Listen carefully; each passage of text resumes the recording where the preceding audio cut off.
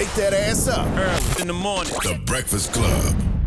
Morning, everybody. It's DJ NV, Jess Hilarious, Charlamagne the Guy. We are the Breakfast Club. Lauren LaRosa filling in for Jess. We got a special guest in the building. The legendary Ja Rule, ladies and gentlemen. Yeah, what up, family? What's Welcome happening? back. How you feeling, first and foremost, brother? I'm good, man. I'm good. Been in and out, but for the most part, I'm good. What's aging better, man? You, your music, or that whiskey that you got now?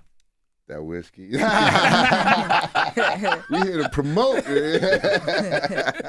We were talking about it the other day. We were saying, from the artists from our era, and even a couple of years before, that your music still connects to people. It's aging well. It ages well. I don't care where you at. Young, You hear it in old, restaurants, you hear it on older, elevators. medium, You know what I'm saying? clubs, Yeah. festivals. It aged well. Was that the intention when you made those records, or Not just happy? definitely not. Just in there being creative and trying to do something a little different. Everybody was kind of tackling this or that. We was in an era. Diddy was there doing what Bad Boy was doing, and then you had Rockefeller and you had Rough Riders. So it was like it was a space that needed to be filled, and I think that was the space I filled. Jay and them had the ultimate floss and fly and flashy shit going on, and X and them was the streets, and Diddy, and Bad Boy was Bad Boy, and what they were doing with their movement. And so, I kind of just filled the void of those female records that was kind of missing in the industry at the moment. I want to, if you don't mind, I want to go back a little bit. I've known you for a long time, known of you for a long time, but I don't think a lot of people know the true story of Ja Rule and how you got signed and your deal and everything. Yeah. With the recent passing of Irv, I just wanted you to talk about that a little bit. Yeah, we need to crack some whiskey for that. I already asked, the cups was on the way. I already asked for the cups. Okay, cups Yeah, on the way. It's Okay, a okay. celebratory story, though. Okay. You know what I mean? So talk about the first time you met Irv and how that was and why you didn't sign the TVT at the time. Well, I did actually sign a TV. So I'll tell the story a little bit. Mhm. So my man Chris Black, big shout out to my brother Black. We was hustling on 25th and Hollis, doing what young, hungry black men do in the hood. Selling drugs. Selling some drugs, And he used to go to the studio with Irv and Mike Geronimo. And he'd come back to the block with his mixtapes. Like, it wasn't mixtapes at the time. It was just like little tapes that they was making, basically. You know what I'm saying? So, I'm like, yo, what's up? Like, I want to go rhyme with Irv and Mike Geronimo. At the time, he was DJ Irv. Mm-hmm. So, like, yeah, I want to go rap with them, too, because we had, like, a little group kind of thing we was kind of doing, but not really. I was kind of, like, more or less the rapper out of the crew, me and my other homeboy. And so when I said that to Black, he was like, yo, I'll bring you up there. So he brought me up there, and that's when I met Irv. And Irv was like, yeah, he think he nice. He's like, all right, go ahead, get in the booth. Let me see what you do. Mm-hmm. And for me, that was okay, this is my make it or break it moment. Like, this is my moment. Like, this dude right here is the guy that's helping motherfuckers get record deals in the neighborhood. Mm-hmm. So I didn't leave the booth. I wouldn't leave the booth. I just rhyme after rhyme after rhyme and kept going. And I at the time, I had an arsenal of rhymes. So it was like, yeah, this nigga got it.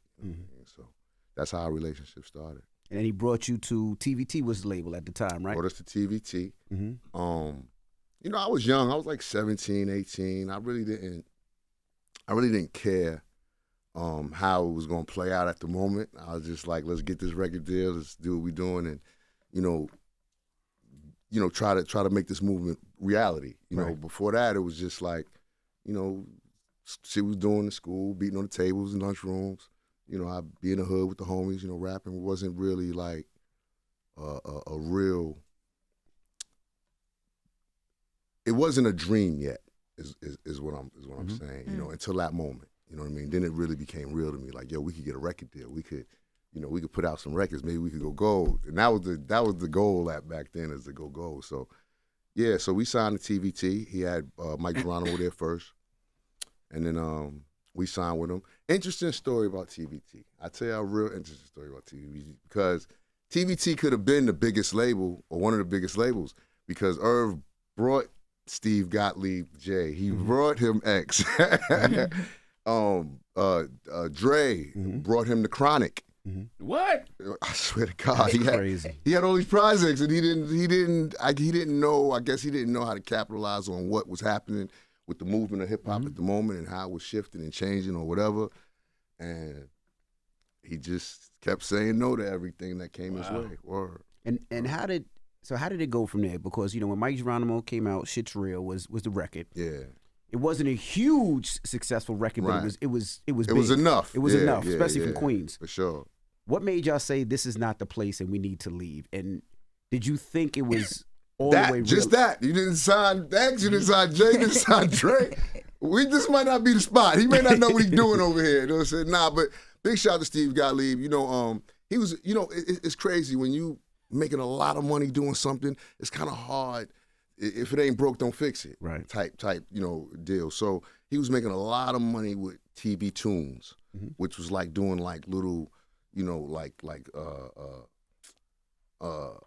do you call them? Like jingles, like Jamie Foxx like shit, from what he's doing on the show. Like he was making a lot of those for like different, shows and commercials and stuff. So he was making a lot of money doing that shit. So when the hip hop shit came his way, he really didn't know how to just jump on it and move, and he was, carrying his feet, and he probably could have had it all if he'd have moved on it. Yeah. So you got the Def Jam. So that it all just happened so crazy, so fast. We realized TVT wasn't the situation, and I was on hiatus for a long time after that, for like 3 years, because my man Black was part of the group. He went to jail. So he did 5 years in prison. And so they... Black Child or just another? No, my man Chris Black. Okay, Chris Black. Right. So that kind of, threw everything off with the group. And so I was basically in hiatus for 3 years. I didn't, know where I was gonna end up. It was just in limbo. Thank you. And so thank you, Lauren. Yeah, that good. Hey, no, cheers, everybody. Cheers. So much love to y'all, man. Cheers. Appreciate y'all. Smells good. It's amazing. Yeah, it's so good. It's check it out. And you were a whiskey drinker. I'm not a whiskey drinker. I thought you tried the. I did. Okay. When I saw Fawn get into Uncle Nearest, I tried it. Then Beyonce, of course. That is very, very smooth. Very smooth. Isn't it? This the best. This is the smoothest whiskey I've ever had. I'm not dissing. I'm not even gonna say anybody else's whiskey. All I'm gonna say is I've never drank whiskey and not made that face. I'm like, give me something to drink. I gotta chase very it. Smooth. This is very smooth. Very smooth. We'll get into that in a minute, Wow. because we wanted to really create this for the whiskey curious. Wow. That for that reaction of a first time, not a first time, but a person who's maybe not a whiskey drinker per se. So we wanted to, make it. You said Irv brings you to Def Jam, and at So the Irv brings time, me there's to so many artists at Def Jam. Did you feel like that wasn't your fit? Jungle at Def Jam. Did you feel like it was going to be a fight? Did you feel like they were going to use you the proper way? Because at first I felt like they didn't.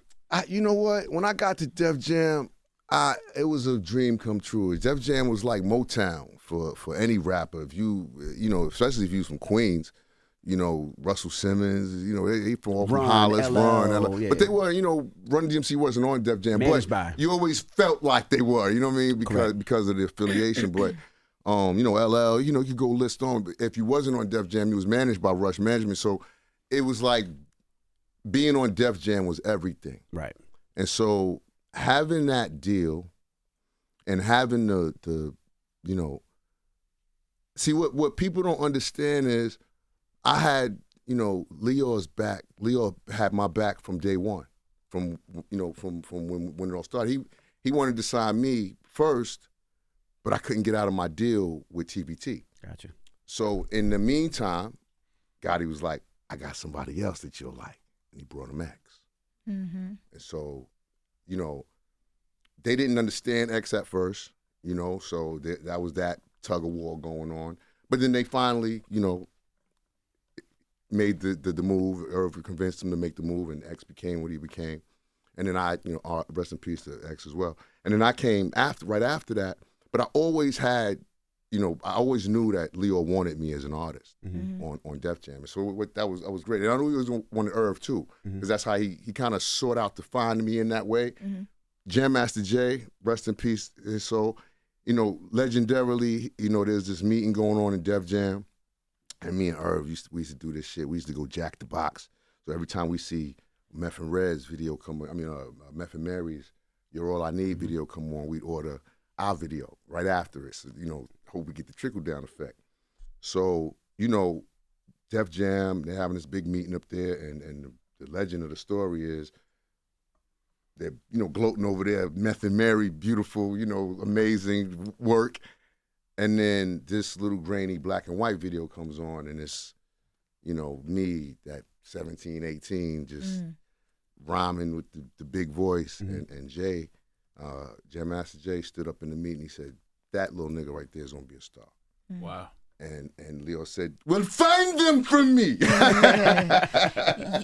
and that's how that kind of just started, you know, and you know, the rest kind of just you know, spiraled into what it was. How did that feel when you first came? DMX came before you commercialized. Yeah. Wasn't it like y'all were like a year apart, right? Like he came. And Well, Ja actually came first. Oh, okay. Yeah, I thought it was 97, 98. I didn't come first. Exodus' music and records and everything came first. Yeah. But, you know, like I said, my situation with Def Jam Was already in the making. Yeah, it was already in the making, in the next game. And then everybody compared you to him, right? Yeah. And everything that you did was he's trying to be like DMX. Yeah. How did that affect you during that time?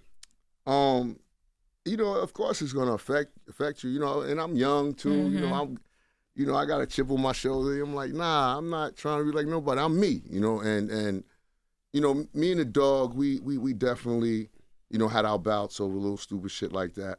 But so what I did, and I took an extreme gamble.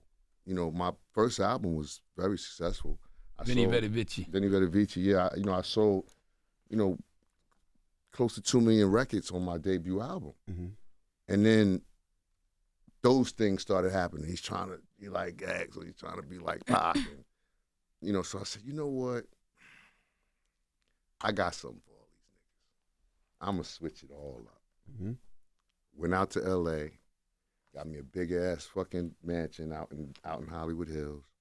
First time I ever had anything like this in my life. And it was like the most ghetto fucking mansion you ever want to see in your life. We had like Rent-A-Center furniture in the joint. It was crazy, you know what I'm saying? We had a room that we called the dorm, and just 10 niggas slept in there, you know what I'm saying? It was a wild time, but I wanted the music to reflect new times in my life. You know, things that I was doing now, things I was seeing now, experiencing now, you know. And so I went completely left, grew my hair out. So they can't say I look like X or Pac. Them niggas never had braids, you know what I'm saying? So I grew my hair out, got braids, you know, was wearing it wild, like Jimi Hendrix, you know, bandana, just looking, just being me, you know, and the music started to reflect those moments. So it was all your idea to change the image in the music? Yeah, it was. I mean, you know, Gotti just kind of flowed with whatever I wanted to do. But he always, you know, would circle back to, you got to keep it. You know what I'm saying? Don't go too far this way, bro. You know what I'm saying? You got to have your street element. You got to keep it. You know, you got to keep it street. And so, you know, because I'm an artist, a creative first at heart. So, you know, I wanted to do wild, crazy shit. You know what I'm saying? Everybody, nigga. You know, it was kind of like it back a little bit. It was kind of like reverse Jodeci. And what I mean by that is, remember they always tell the story about how they dressed Jodeci like hip hop, but they did the R&B records. Yeah. But you still had the street shit in you, but you was still doing the R&B records, but you was still rapping hard on the R&B record. You know what's crazy? I listen to like records like Always on Time, like the dirty versions and shit, and I'm like, funny story. We was just in Africa. I was over there building my new school. And so they're playing like the dirty versions of these records. The kids out there, and I'm like, God damn. My wife is like, yo, they tell them they got to change it to Queens or whatever. The hooks ain't saving what he's saying. You know what I'm saying? So, yeah, I used to say what I wanted and do what I wanted on the verses, but then them hooks were so pretty that it kind of just cleaned it all up. Did they give you pushback because of that? Because Gotti is so good, right? Gotti will rap all the time. Like, everything is street with Gotti. But then you went left a little bit and started catering to women and making Yeah. those type of songs. Was there any pushback at all? Not from Gotti, because Gotti, Gotti's all about what's hot. Gotti was like, the music's hot, it's just sounding right, it's just hot. The one time I think Gotti got a little bit nervous, was Put It On Me. Everybody knew it was a big record, Right. but everybody was like, this is like different. Like, this is like, but I didn't feel it was. I felt like I was already stepping in that arena. I was already doing, the records that had that feel, and maybe I was taking it a little step further or whatever, but I felt like I was already in that lane, so it didn't matter. But, lo and behold, we put it out and it became the record it was. But, me and Gotti were very fearless in that we understood that this was going to be a make or break situation. Mm-hmm. A lot of artists go through what they call the sophomore jinx. And here I am, taking the biggest gamble you could take with a sophomore album. It was like a new debut, though, in a lot of ways. That's what it felt like. Mm-hmm. And that's how I felt. I felt like this is like new Ja Rule. This is like something y'all ain't feel before. This is completely, it's me, but it's like me with a different, look to it, feel to it. And they didn't really like that. Def Jam didn't love it. They didn't love the album. They didn't love, where I was going visually with it. They didn't love it. Really? After doing 2 million records, They like, want you to do if what's it ain't working. broke, don't fix it. Yeah. Yeah, They're but like, then you "Ja, sold 4 or 5. I know, but you can't call that, Beforehand. Right, and like I said, we was going through a time where a lot of artists was going through sophomore jinx. You put out that sophomore album and didn't do, as good as the first album. So I was taking a big risk in doing it. They wanted me to go change the album. Gotti came and he's like, "Yo, Rule, this is what they say," and I told them go fuck theyself, but it's ultimately your decision, what you want to do. And I'm like, I'm not changing shit. I'm like, we just gonna have to, fight for what we believe in. And we did, and it turned out to be a great decision on that side. I was going to ask you, in those moments, like, what were the conversations with you and Gotti? Because I've never met him before, but his energy seems so short all the time. But that's a lot of pressure when you know what I mean? Like, y'all are in it. Like, this is the big moment. And he got to say, go fuck yourself. But at the same time, it's like, Well, Gotti had a different way of speaking and handling, things. Mm-hmm. I've heard. I'm a little more diplomatic. Yeah. But it's cool. Sometimes in life, you need both sides. You need Malcolm and you need Martin.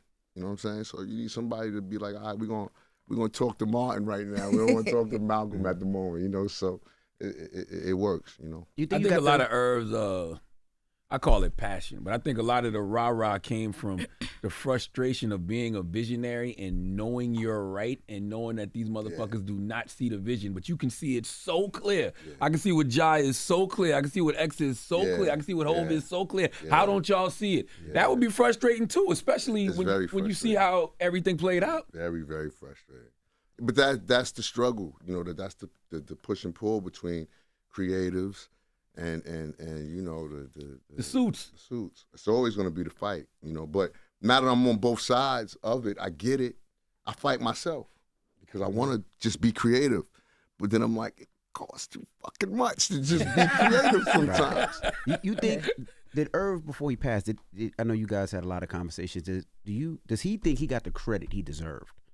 Because when he passed, you heard every last little thing that he's done, every record that he's produced, all the behind the scenes stuff, from the making the belly to everything. It's so crazy. It's as much as Irv was loud and outspoken. He wasn't about those things. Like he would know, I produced this and I produced it. He did a lot of outside records outside of Murder Inc. that he never really got in interviews and spoke about or anything. He just kind of just talked about what he did with me, X, and Jay, because we were his favorites. But, he did do a lot, with a lot of other artists and big records and records that, should be definitely, contributed to his legacy. I'm sitting here with you and I'm thinking to myself, how do you even talk to Ja about Irv? Because you and Irv clearly loved each other. Out loud, and people ask questions like, how did his passing make you feel? It's like, I don't even know if those are appropriate questions. Yeah. Like I said, I go in and out. Like, I'm very understanding of what life and death is. You know, we're all born to die. At some point, that's gonna happen. You know, one of Irv's things he always used to say is, that is our destiny, but in the middle of that we live. Mm-hmm. You know, JR, rest in peace to JR as well. You know, JR and Lauren, and he always used to say, "Live the dash." You know, because that's what they put on your tombstone, from 19 whatever or whatever to Dash whatever. So he always used to say, "Live the dash." That's just what it is. Mm-hmm. You know, so I know that my brother lived the dash. You know what I'm saying? He lived his life. And so I can be happy in knowing that, but I'm still hurt, by the way it all, just kind of happened so fast. Do you regret it at all? Yeah. You regret not talking to your brother and being hard on your brother? Like I was listening to Chris, Irv's brother, doing the conversation, and he was like, it was the lifestyle. And I tried to talk to him, but he was like, just Irv didn't listen. Do you wish you would have been more like, yo, bro, you got to do this. You got to go to the doctor. Bro, you got to do this. About Irv. Yeah, you can't. You're not telling Irv that. Y'all know Irv. When Irv got his money, he wanted something, he's going to be, I got the record. He ain't going to stop. And he's the same way with how he wanted to live his life. You like, well, I think last time we was here, no, I'm sorry. It was maybe Drink Champs. Drink Champs. And he talking about, he's like, are you take care? He's like, not all the time. You know what I'm saying? But that's Irv. I used to, one of my last text to him was, yo, how you doing? You taking care of yourself? How's your health? You know what I mean? How you feeling? You know what I mean? Like, we ain't spoken, a couple of weeks or whatever. Yeah, I'm good. So that's Irv, and I'm happy to know that he lived his life the way he did. Frank Sinatra, I did it my way. So I'm happy in knowing that, But I am a little disappointed because I feel he could still be here. Mm-hmm. What does that mean when you say it happened so fast? Like I so of course I'm behind the scenes internally. I'm dealing with this in private. It's not a public knowledge, and so I felt he was getting better, and then it was one something happened. I think he had like a mini stroke and he went back to see the doctor, and then it just kind of his health just started kind of deteriorating. And it just kind of happened fast. I was, and I'm like, God damn. But again, it puts things in perspective. It puts life in perspective. Absolutely. It puts health in perspective. It puts money in perspective. Like, we all out here chasing the, the money, to this, to that. Mm-hmm. But, it ain't. I know it sounds like cliche shit or whatever, but money ain't nothing if your health ain't good. You can't enjoy it. That's right. What's the money, gonna do? Your family can enjoy it, that's fine. You die, I guess, you get along knowing that, what I'm saying? But you can't enjoy it, if you're not in good health. So if you don't mind me asking, if it's too personal, you can say you don't want to answer it. Have you had those moments now after everything where like you wake up and maybe it's like a dream happens and you're like, okay, like I hear you, or like I feel you, or like, something like that where it's like a comforting feeling? Nah, I'm not going to sit here and be saying I be having like out of body experiences and shit. I just, like I said, I'm seen a lot of death in my life. And so I've always dealt with it very well.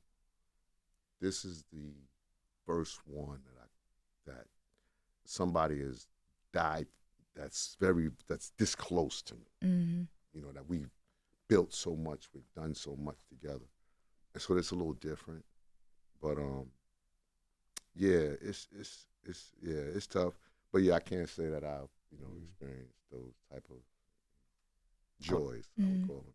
I would have loved to see the gang back together, maybe they were just the whole Murder Inc. family back, and because you guys grinded from the bottom. Like, you made believers definitely out of people that weren't, whether it was yourself, R&B.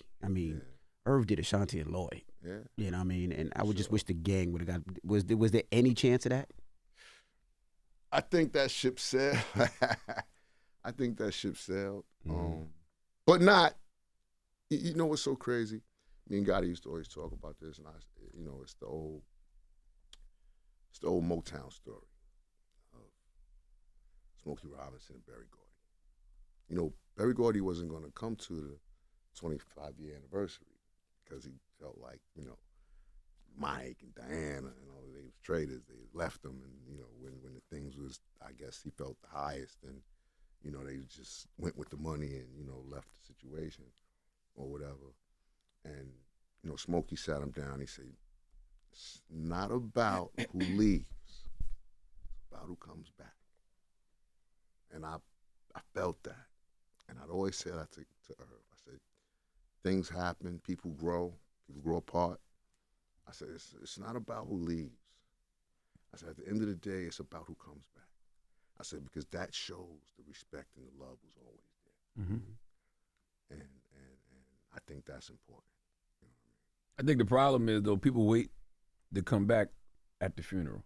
Yeah. So you say the ship has sailed. Yeah.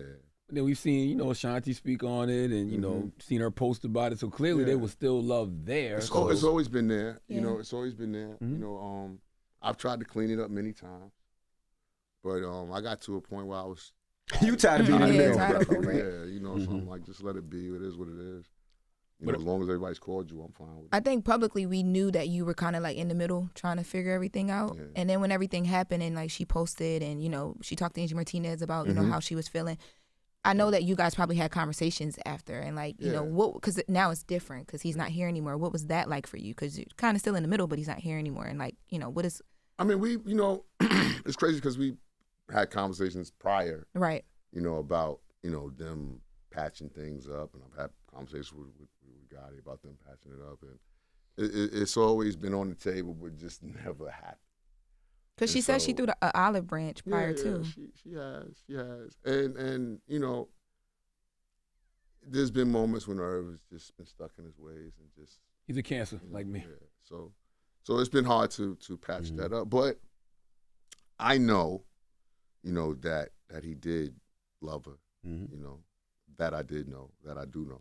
And so that's why I always try to patch it up because I know both sides of the story. I know both of them, and I know, that they shared something and that's whatever. But it's just one of those things. But I feel that now that, in passing, I feel like everybody will come back and we can do some things together as a unit, as a group, whatever. Me, Lloyd, Shanti, and the rest of the crew, they've always been on board. So, how would Irvin felt seeing Hov at the funeral?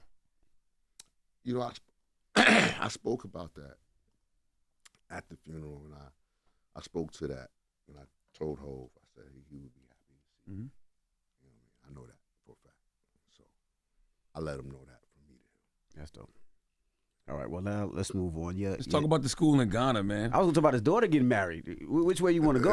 We just it's talking. A lot. This shit is scary. I told you. I'm going to be honest with you, this whiskey's scary. Come on, man. Now I'm going to tell you why it's scary, because it's really, really good. And it's very smooth. And you feel a little something. And the first sip.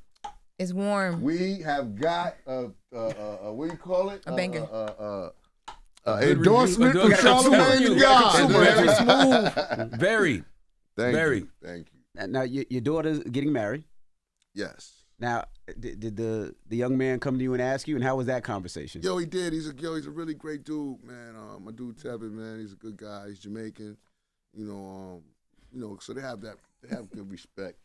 He laughed when you say he's Jamaican. He's a good dude. He's Jamaican. No. Why you say that? I said that. I was getting to the point. Oh, go ahead. Because they have a culture, of, and they have a way, and that us African Americans don't. You know what I'm saying? And so it's, it was very respectful, and he did it the traditional way. It was cool. You know what I mean? And of course, I'm like, marry her, please take her now. Do you pay for the wedding? Of course. Okay. Of course. I said that's the part of the tradition that needs to change. That definitely needs to change. Word. I got 4 girls. Charlotte got 4 girls. Yes. Because your son is graduating from college at that same month, right? Yep, he is. My youngest son, Jordan, he's graduating from SCAD. And you're going to need a nice gift, and then you got to pay for the wedding. Yep, so they tapping my pockets for the month. Yeah. That's the beauty of life, though, right? That's like, right. When you think about Ja 20 years ago, did you realize, like, I'm going to be a father? Like this is the difference. Well, yeah, I was a father 20 You was a years ago, father, so yeah, yeah. But I mean, like, did you see But this like part of the life? grandfather and kids and graduate. Yeah, when I was locked up, right, this old head, OG, he used to always say, only thing worse than getting old is not getting old. Word up. He used to say that to me all the time. And now that I'm getting old, I finally appreciate that statement. You know what I mean? Because was a dumb, young knucklehead. I used to think I wasn't going to live to be 25 and all this other goofy shit. But, lo and behold, here I am, 49, looking at my kids, graduating from college and, and getting married and shit. So it's a blessing. When you see how many people who have not, survived in hip hop, does it give you more of an appreciation of life? Of course. It's a dirty game, man. It feels like only hip hop goes through that. Seeing so many young brothers die at such a young age, it's kind of crazy. Knowing that's how I thought when I was young in hip hop. So it's kind of weird to just kind of seeing it all unfold, and that's how these young brothers, also think. And it's like, we got to break that cycle too. So how do you tell folks it gets greater later, or do you just show them? I think they're starting to see it. Okay. They have great examples out there. You see Hov and B and married with kids doing well in life. There's other great examples like LL and his wife, and Math and his wife, and me and my wife, and you can mention a lot. So you see the growth in hip hop. You're starting to see a lot of artists that you may not even know was married for a very, very long time. Cube and his wife. So there's a lot of us out there that just kind of really embody what love in hip hop is about. I feel like after COVID too, I feel like the hip hop world. Envy and his wife. Yes, you know what I'm saying? Yeah. I feel like the world had a different respect for 90s and 2000 music. Did you feel that as well? Like there was a shift where I seen the bump in my royalties segment. but why do you think that is? Because I seen a time where tours were scattered, but now I see like a much more love and respect for that era of artists. It's hard to put your finger on it because I feel like every era had great artists. I just feel like our era was the biggest in sales, and so that takes on a different animal when people get to buy your CD and put your poster on their wall, and it's a different connection. And I think we kind of just our era, we benefited the most from that in hip hop. I feel these new artists, they got the streaming era and they're making a lot of money and they can be independent and go do shows and all that other stuff. But I think the longevity aspect of it and how people kind of fell in love with us as artists, I think that aspect of it is kind of like it's kind of come and gone. But if you catch them, then you got them. Because now you have them as followers on your gram, and that people just don't really unfollow you once they follow you. They're kind of like there. You know what I'm saying? So that's they have a plus there, I guess. And we need age appropriate tours. Like, when you 45 plus, you want to go somewhere and still vibe to what you came up on in a safe environment. Like who says that we don't still want to go out to concerts and stuff? Hey, we're the party at tour this summer. Come on and see us, man. We putting it down the right way this summer. But I've seen you in concert, and it's a lot of young people there. Like a lot. Like it's not. You would go there and be like, "What is happening?" But that's their old school. And it feels crazy for us. Yeah, that's crazy. It is because when I'm thinking about that, I'm like, if I saw you at a Ja Rule concert, I'd be like, why is Charlamagne here? At a Ja Rule concert? Because for us, it's like we go because it's nostalgic and it's fun and it's like whatever. Ain't but that I forget disrespectful? it's your It's era. like when you wearing Jordans and one of the youngins be like, "What you doing wearing Jordans?" It's our era. I get it. old but head. our era. I get it. head, why I you get it. But it wearing feel like it's like y'all are ours now. Like back up, old head. Not for nothing. That's my It's daughter's so 23. young. Feels the same way. It's Like when so she young listens to that now. music, she feels like that's her music. Like she loves that music, but she doesn't look at age. She's just like, that's my song. I hear it on the radio. Because it feels It's on good. like that's how it feels. You put on y'all songs and it's like a good summertime day. Like if you feel it, it's different. But for sure, when I went, I think I was in LA when I seen you. It was people younger than me. I was like, oh, wow. I got a good generational push because You know, that's what their mothers were listening to and stuff like that. I asked them sometimes, you know, they be 25, 20. I'm like, what you know about Ja? You know what I'm saying? I'll ask them, and they be like, my mama used to, or my big sister. I was like, okay, I got you. I do you one better. My daughter done ran into you so many times, Ja. I had no idea that Ja sang those songs. I was going to say, do they be knowing? Like, the song come on, and she be singing, I'd be like, you know who that is, right? She's like, no. I'm like, you know, forget it. Like, she had no idea. I seen your daughter the other day. She just said hello to you, and she, yeah. whatever, she seen you at the ball, and she had no idea you sang no song. She was like, really? I'm like, yeah, but she's 23 years old. She had no clue. But I think now with like the bridging of the gap with like social media, it's absolutely. like you kind of, because a lot of times too, like I know my niece, she will play certain songs, and I'd be like, well, how did you even know that song? It's TikTok. And she'll literally say, oh, it's TikTok. And she might not know who you are, but she can sing the song word for word. Ja Rule created a whole genre of music. I feel the same way. I don't know some of the new kids, but I can sing the songs. Yeah. I know the songs. So Ja Rule was Drake before Drake. Who you yelling at? Oh, The yeah. singer. I'm sorry. It's the Yo, take that whiskey away from me, man. Yo, Take that. I know you feel it because I'm getting hot.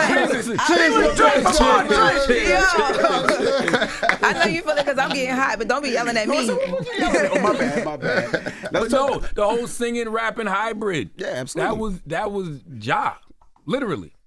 I definitely own that space for a minute. You know, I'm not the first artist to sing and rap, obviously, but you know, I like to think that I was or like to say, or own the fact that I was the first artist to really create duets, hip hop duets. Like, you know, you don't know if I'm Real is my record or J-Lo's record, or you don't know if Mesmerize is my record or Shanti's record, because the way I wrote them, I'm so infused in the record. I'm on the hook with them. She got a verse, I got a verse. You know, it sounds like, you know, what Tammy and Marvin would do back in the day as an R&B record. You know, so that dynamic really didn't exist in hip hop until I started doing it, because I had the liberty of writing those records. And so at the time, I didn't know what I was doing. I just kind of wanted to be on the record and be on it as much as possible.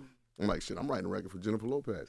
I need to be on the record, like really on the record, you know? So I'm on the hook, I'm on the verse, I'm in the first verse, you know, then she comes in, and I got my own second verse, and she comes back on the third. You know, I wrote it that way so it can be a back and forth kind of thing.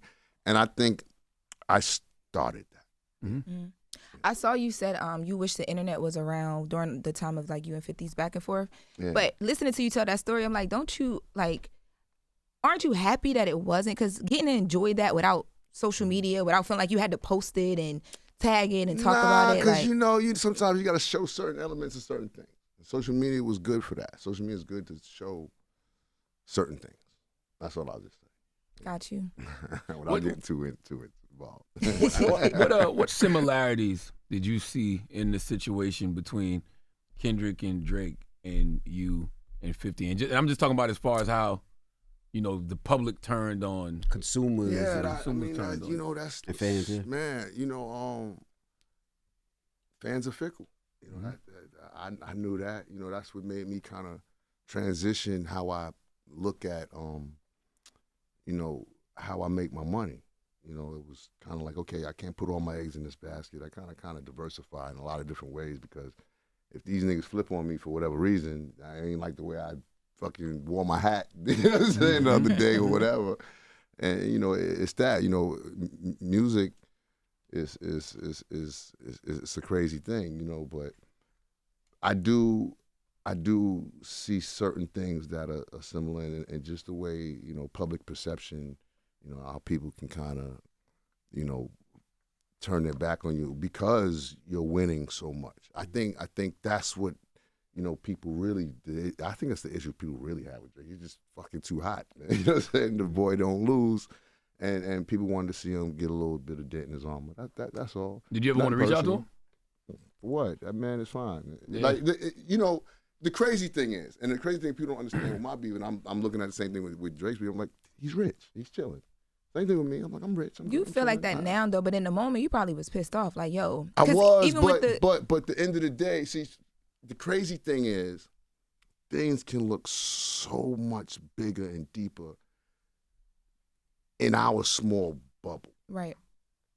But I go places and I didn't feel that energy. You know, for a minute, the energy was there. Don't get me wrong. Right. And, you know, we was fighting motherfuckers, and, you know, it was what it was. But after a time, it's not that. And the energy's gone, and people was like, yo, Rule, I love his music. I fucks with Rule. I'm going to his shows. So it wasn't, it was never that, where it was like, okay, I'm suffering in my financial state. So, yes, I had to suck up some things that I was feeling from a fan's point of view, but at the end of the day, I can hang my hat on what I came to do, I accomplished. My family's good. I'm good. My money's right. Fuck it. I got some haters. Mm-hmm. If you don't have haters, then you ain't doing something right. You know what I'm saying? And you move on with it. So I always looked at it like, people, the fans and the people around it is like, oh, Drake will be fine. I'm still here 25 years later doing what I do, getting 6 figures a show. It's like I don't want people to ever think that, a rap beef is that important to the grand scheme of things. Like, people are not, Drake's investors and people that do business with him, not gonna do business with him anymore because that's not happening. So there's a lot of aspects to it that people don't understand. Did you ever stop to think to yourself, all those years ago, you put out the Clapback record, right? Yeah. And when you put it out, everybody was like, what is Ja doing? Yeah. But now, 25 years later, not only is the record dope, everybody uses the term clapback. Yeah. Literally. Yeah. You probably be in the shade room comments like, this mine. You should have trademarked clapback. I might can still It's going. It's going. No. Jasmine Crockett might have that. Jasmine Crockett might have trademarked clapback. Sheesh. But yeah, I laugh at stuff like that. Mm-hmm. I even laugh at moments of certain records that came out that didn't really translate as well as they should have, I felt, at the time. But I play them now at shows and people sing them word for word. So I'm like which I was listening. Okay. You know what I'm saying? I was paying attention to these records while, like Wonderful. Oh, Wonderful Fire. Mm-hmm. Yeah, but it was my first #1 record in the UK. Wow. You understand what I'm saying? Yeah, it was dope, but it was popping over there. You know what I'm saying? It wasn't, it wasn't kicking it the way it should have, I felt, over here, But, so certain things like that I feel now. And Clapback is another one, when I do it, it's like, oh, now everybody knows the words to Clapback. Okay, I get it. I got it. It's cool. Mm-hmm. But music is subjective, man. Mm-hmm. People like artists, they don't like artists. You don't gotta like Ja Rule. That's cool. You know what I'm saying? People that vibe with me, fuck with me, come fuck with me. That's what it is. People who don't, it's cool. I don't know you anyway. You know what I'm saying? So it really doesn't bother me at all. It's also interesting to me that you R50 have not outgrown each other. And what I mean by that is, if you're talking to 50, Ja gonna come up. If you're talking to Ja, 50 gonna come up. Yeah. I mean, I don't bring him up per se at all. No, we do. Yeah. The media does. Yeah. But because I think that's because he's, a troll and he keeps it going. You be throwing jabs and throwing them back, but you be. I'll go to the circus once in a while. You know what I mean? But I really like to stay clear of that shit. Yeah, because when the residency stuff happened, I was like, oh Lord. I like to have fun sometimes and poke jabs at them too, but that's all it really is. It's like and to me it's like it's silly. We're both successful black men. Mm-hmm. I think the focus should be on, continuing to make sure that we pay it forward, push it forward, make sure the culture keeps going forward. I think that's more important. I see some of the things that he gets involved in, this feuds on something like grow up, my nigga. You know what I'm saying? Like, that's what I be thinking to myself.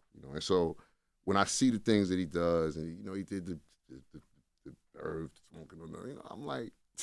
How did you feel about that when you saw it? Of course, nobody likes all this goofy shit, but it's goofy shit. You know what I'm saying? So I'm like, I'm not. Preem said it best. I spoke to Preem the other day. He's, Preem has always got the right words and shit and the right things to say. Because I was hot. You know what I'm saying? I was hot. I was ready to go nuclear and shit. But I say, So I spoke to Preem anyway. And Preem said, he said, Rule, he said, here's what you gotta understand about who we are and what we are. He said, we are masters of self-defense. And I said, I love that. I said, because I don't want to start trouble, make trouble with people. But if we gotta get into it, make it, I'll fucking end it. I'll put it to where it go. I'll take it to the next. You know, so that's why I'm like, you know what? That is the best description of what I am and who I am as a man that I could ever think about. You know what I'm saying? Because that's who we are as men. Mm-hmm. We're here to protect our families, protect our homes, defend our honor, our names, our reputation. That's what we're here. I'm not here to be a bully and bother people. That's not what I'm here to do. You know what I'm saying? But I am a master of self-defense. But in a way, you do have to understand why Fifth feels the way he feels, though, right? When you think about everything that y'all been through. I really don't. Really? Yeah, I don't.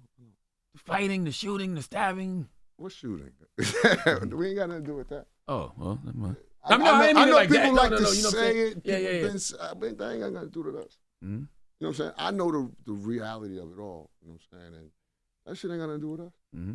But I guess it's good for, you know, people to play that when they want to play that and then play victim when they want to play victim. You know what I'm saying? So, you know, like I said, I leave it all alone. I live a really, really cool life. I'm in a good space. Mm-hmm. And so I'm like, sometimes you just got to remove yourself from the circus. And that's what I've chose to do. And so that's why I've been being real quiet and cool and just enjoying my time and shit. You know, it's funny because, you know, like, you know, I'll get DMs and shit from, you know, other enemies, Mm-hmm. you know. What they say, a friend of my a friend of The enemy of my enemy of my friend. my friend, yeah. Yeah, So, my so I got a lot of those. You know what I'm saying? No, enemy of my enemy is my friend. Yeah, the enemy of my You enemy be is my responding to friend. that because you probably don't get down with that, right? Like, No, but it'd be like people y'all know very well. Mm-hmm. They hit me in the DMs and be like, yeah, you see this fucking nigga. Hold on, so y'all, That's just- you know what's so crazy? Because we say that all the time. When Ja Rule was going through his situation, Ja got jumped. That's why I don't really like to compare the Drake This is true. Kendrick thing. Like, you got jumped. So all of those relationships you never made amends with? I thought, Yeah, me and okay. Game is cool. You know, It was me and Busta for a Busta's moment. cool. Yeah. Eminem for a Me moment. and X is cross. We cool. Mhm. You know, but the rest, yeah, nah. They all on that side of Okay. it. You know what I'm saying? So I don't pump with them niggas like that. Even all these years later, you just Nah. You know, it's like, you know, Charlamagne, it's like anything else, like the Cold War, man. Like we can exist without having to coexist. Right. That's cool. Now, I gotta ask, you know, what was your mind frame and what were your thoughts when they said that they were bringing the Fire Festival back? No, I'm glad you brought that up, Mr. Envy. What was the? I'm glad you was like, 'cause no! I'm glad you brought that up. Remember when I was here around that time, Mm-hmm. and my good brother Envy was like, Ja, how could you have a partner that's doing some shit?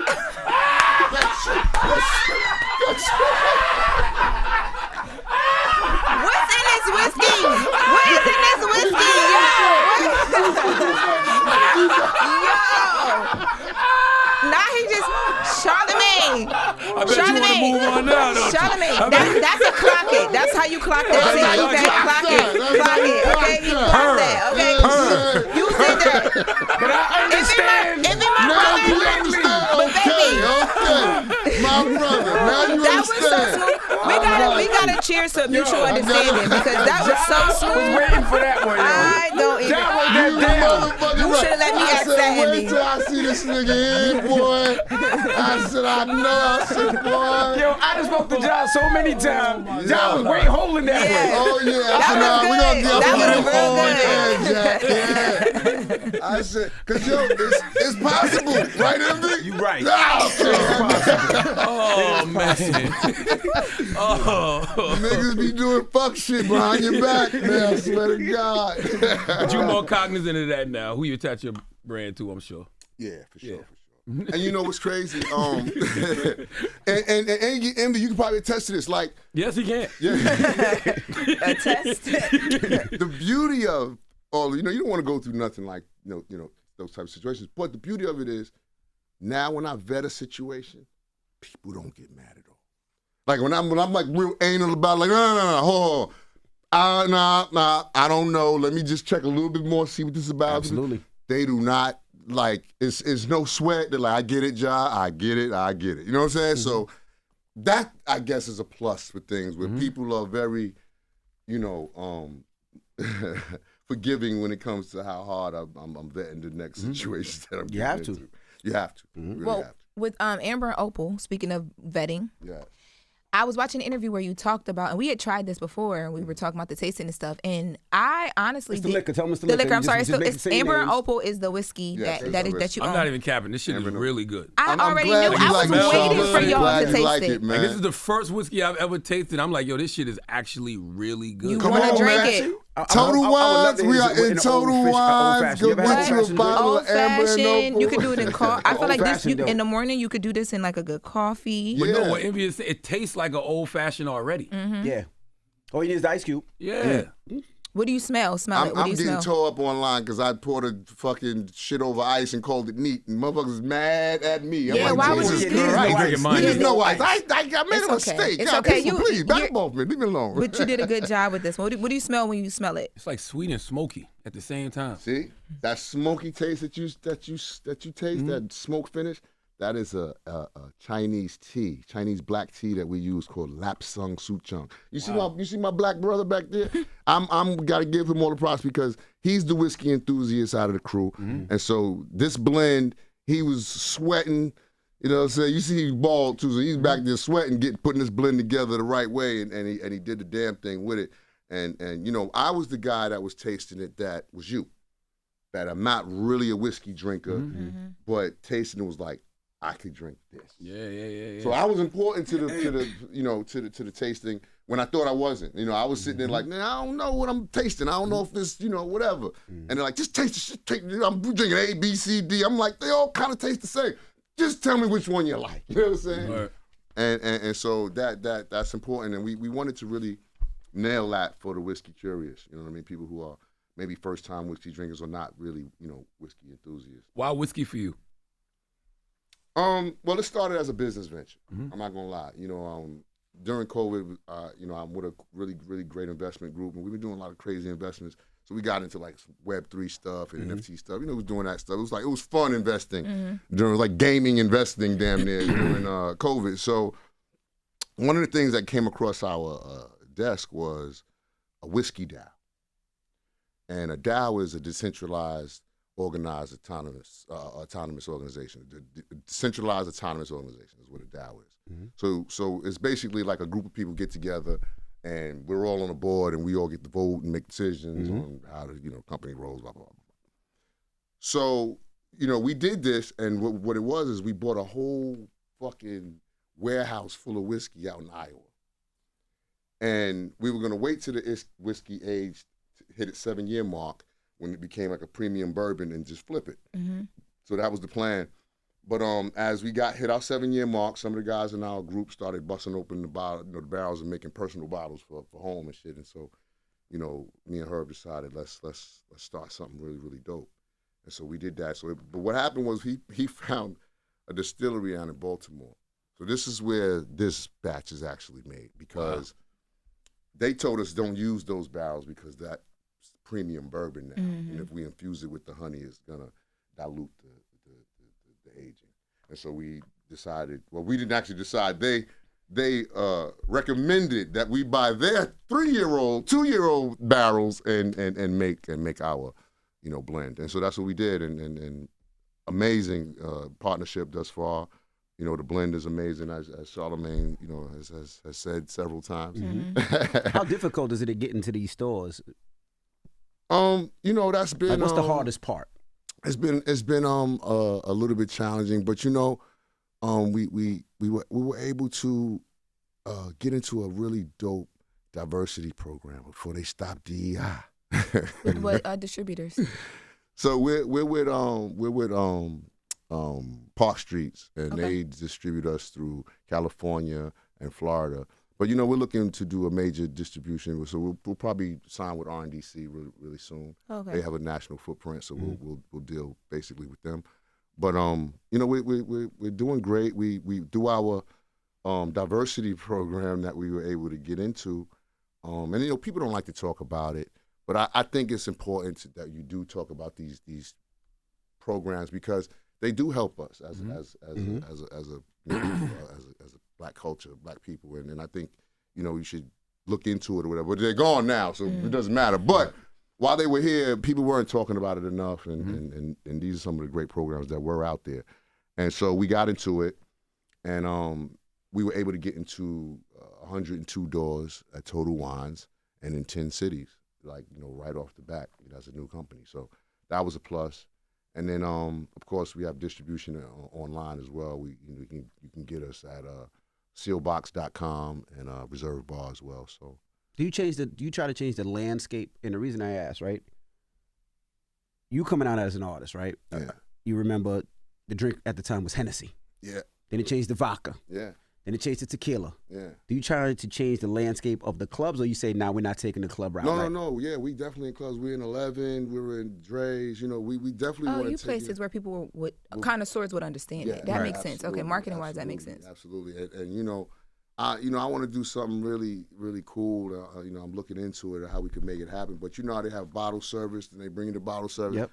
I want to do a little something different. When you order a bottle of Amber and Opal, you'll get your own, you know, mixologist, and they'll come with a menu of drinks that you can actually make, and they'll make for you right there at the moment. That's fine. So, yeah. you know, it's a little different twist on what we're doing bottle service, but it's still bottle service instead of the big silly car and those other shit. You know, somebody you can actually sit there and learn about make your drinks for you. A lot of times when celebrities do alcohol brands, it's like everything's already done and a brand comes to you like, hey, put your face on it, sit next to it. I know that this was the complete opposite for you. Yeah, it wasn't that. What have you learned business-wise that like you thought you already knew, but being in spirits, you were like, oh, okay. You know, it's crazy. I knew that, you know, this was going to happen, what's happening to us right now. You know, because it happened to us when we was in the clothing business, when I had Irv and Jeffrey. Me and Irv had that company, and the more doors we got into, the more clothes we had to actually make. So we didn't have the white label deal, and so it was all coming out of our pocket. And so what you start to realize is the hotter you get, the more product you have to actually make. Now, in the clothing industry, it's a little bit tougher because you're dealing with seasons, and so if you don't sell it in that season, it's last year's thing or last season's thing, and now you're out into the bargain stores and you're losing, you know, profit on your retail sales. But what's good about, you know, alcohol is it's alcohol, so they can sit on the shelves for a while, but you still want it to move. You don't want it to be sitting too long and they feel it's not moving, you know. So it's a little catch-22 on how you got to kind of, you know, get people to sample the product, you know, before they go into a store and buy a $70 bottle of Amber and Opal with $69.99 is our you know, retail price. But, you know, how do you do that? Well, one of the ways we're trying to, you know, do that is going to the dope, you know, restaurants and the dope night spaces, and so people could say, all right, let me get a cocktail of that, or if there's a bottle at the table, they can taste it, or if they're in a restaurant, they can get a cocktail. You know, that's a lot cheaper than $70, and they can taste it and say, I like that, I'll go buy that. You know, so it's one of those things you just got to kind of keep grinding it and sourcing it out. You know? Why the name Amber and Opal?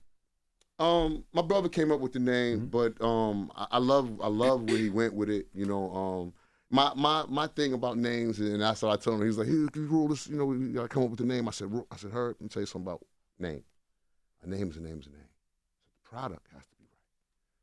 So he came up with a beautiful name, and the product is right. And so this is Amber and Opal. The amber is obviously is the hue of, you know, what we're looking at, and the color of the, you know. So, but the opal is it's a precious stone, and it's the only precious stone that comes in multiple colors: brown, white, you know, black, you know, tan. And so that we wanted that to be encompassing of our message of inclusivity.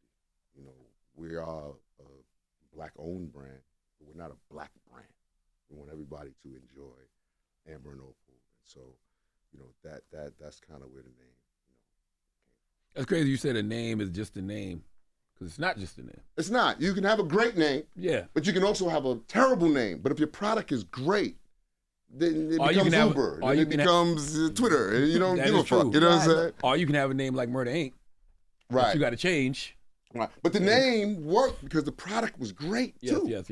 And so we had to change it for other reasons. You know, because People still call it us Murder Inc. down. But people are never gonna stop calling it Murder Inc. But I say that because I've come up with so many names of things, and that's what I've learned along the way. Like we can come up with an amazing name, but if the product is not dope, nobody will remember the name. Yeah. You know what I mean? Or you can have the worst name in the world. If the product is amazing, you're Uber. You know what I'm saying? You're whatever these crazy names that people come up with. Do you own part of Murder Inc?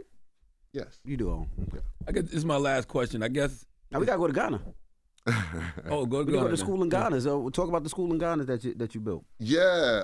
So I just got back from Ghana last night. I built a 6 classroom block in Nawasu, Ghana.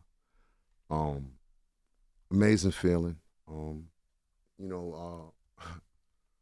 Probably the most important thing that I've done in my career thus far. Wow.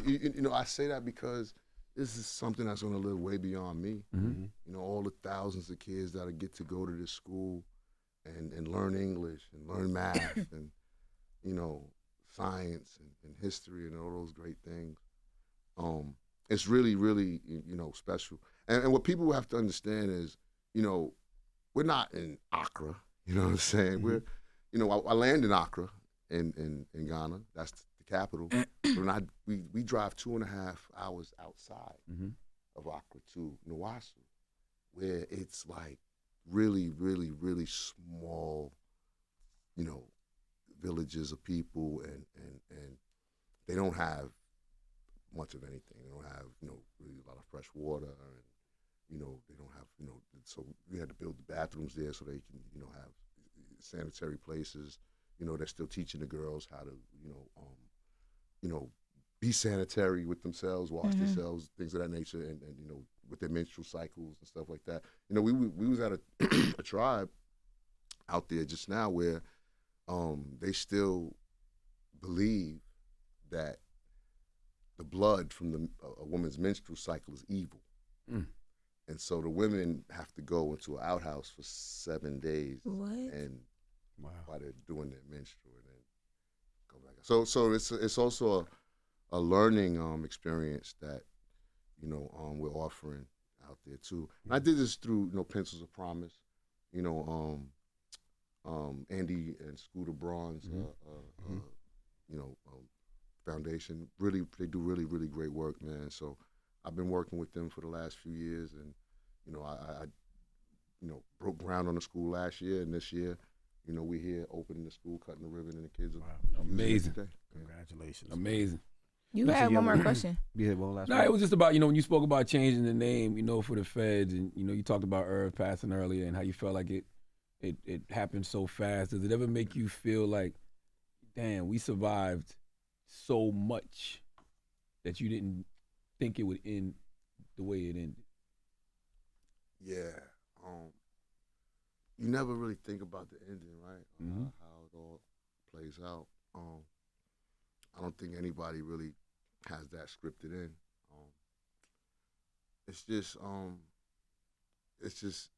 of those things that I'm blessed to know that I'm here, and I want to keep his legacy alive as long as I'm here.